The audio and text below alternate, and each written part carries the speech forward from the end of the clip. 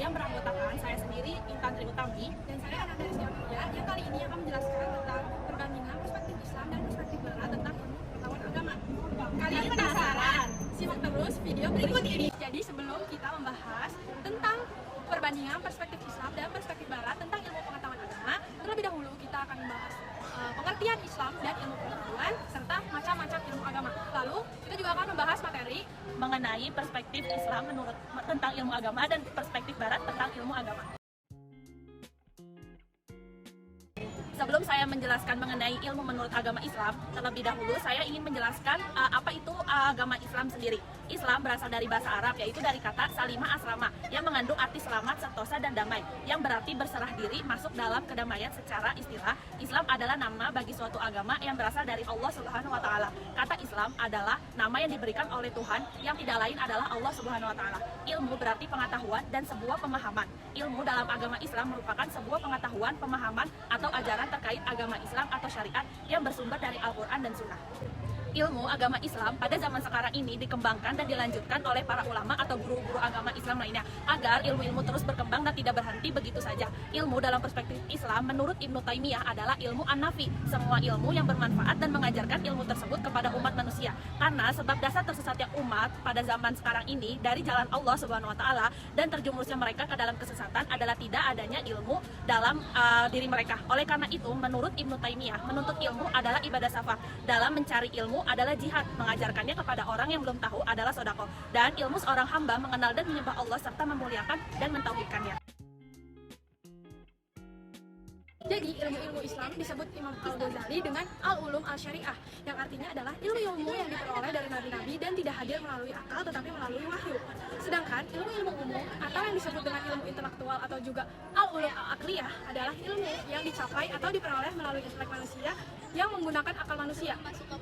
Menurut Al-Ghazali, ilmu-ilmu agama Islam terdiri dari yang pertama, ada ilmu tentang prinsip-prinsip dasar atau ilmu usul, yakni ilmu tauhid atau ilmu tentang keesaan Allah, ilmu hadis atau ilmu tentang kenabian, ilmu tentang hari akhir dan eskatologis, dan yang terakhir adalah ilmu tentang sumber pengetahuan religius. Nah, sumber pengetahuan religius ini terdiri dari sumber pengetahuan primer atau Al-Quran dan Sunnah, dan juga sumber sekunder yang terdiri dari ijma dan tradisi para sahabat.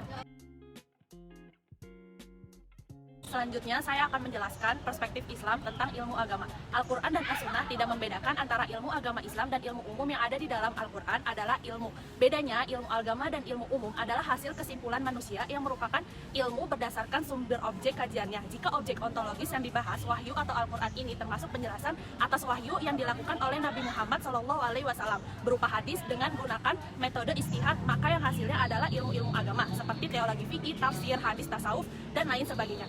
Hal ini bisa dicermati melalui sebuah kitab suci, baik Al-Quran maupun kitab suci yang diturunkan Allah kepada para nabi dan rasulnya, yang bisa dijadikan petunjuk umat di sepanjang zaman, sebagaimana Al-Quran yang sampai ini tak seorang pun yang dapat membuatnya. Dalam ajaran Islam, ilmu agama bersumber dari Al-Quran dan As-Sunnah. Seperti contohnya, untuk menjelaskan serta menjabarkan isi dari Al-Quran dan As-Sunnah, maka diperlukan ilmu tafsir dan ilmu hadis sebagai memperjelas atau menerangkannya.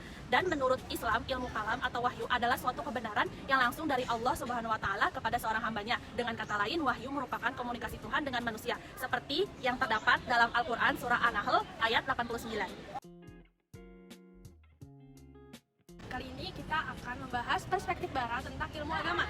Kajian pokok tentang sumber ilmu dalam perspektif Barat diwakili oleh rasionalisme, empirisme, dan kritisisme. Paham ini menyatakan bahwa hakikatnya ilmu itu bersumber dari akal budi manusia. René Descartes berpendapat bahwa dalam jiwa manusia terdapat ide bawaan substansi yang sudah tertanam. Ide bawaan tersebut terdiri atas pemikiran, Tuhan, dan keluasaan atau ekstensi. Adapun ilmu-ilmu lain yang dicapai manusia pada hakikatnya adalah pembentukan dari ketiga prinsip dasar tersebut.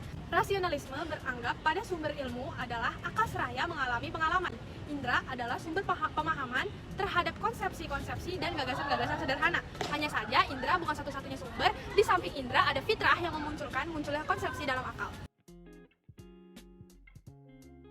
Berikut ini adalah pemaparan lebih lanjut mengenai perbedaan perspektif keduanya. Yang pertama, pandangan atau perspektif Barat terhadap ilmu pengetahuan agama Islam. Jadi, Barat ini lebih ke pendekatan akademis dan analisis. Jadi, perspektif Barat ini seringkali memandang ilmu pengetahuan agama Islam itu sebagai objek studi yang dapat dipecah belah dan dianalisis melalui metode-metode kritis dan ilmiah. Lalu, pandangan Barat yang kedua adalah sekularisme dan relativisme.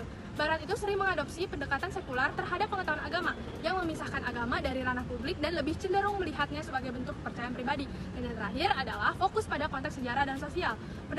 Penekanan kuat diberikan pada konteks sejarah dan sosial dalam memahami agama Islam. Ini termasuk memahami aspek-aspek budaya, politik, dan sosial yang mempengaruhi perkembangan agama Islam.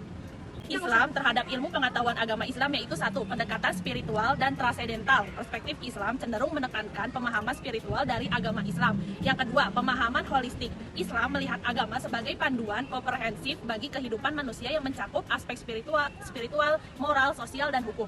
Yang ketiga, keterkaitan dengan praktik keagamaan. Pemahaman agama Islam berfokus pada implementasi ajaran-ajaran agama dalam praktik keagamaan sehari-hari, termasuk ibadah, etika, dan akhlak. Dengan demikian, perbedaan dalam perspektif antara Barat dan Islam tentang ilmu pengetahuan agama Islam tidak hanya mencakup pendekatan akademis versus spiritual saja, tetapi juga mencerminkan perbedaan dalam tujuan akhir dari pengetahuan agama itu sendiri. Sementara Barat cenderung memisahkan pengetahuan agama dari kehidupan sehari-hari. Sekian pemaparan dari kelompok kami. Semoga materi yang kami sampaikan dapat bermanfaat bagi semua. Wassalamualaikum warahmatullahi wabarakatuh.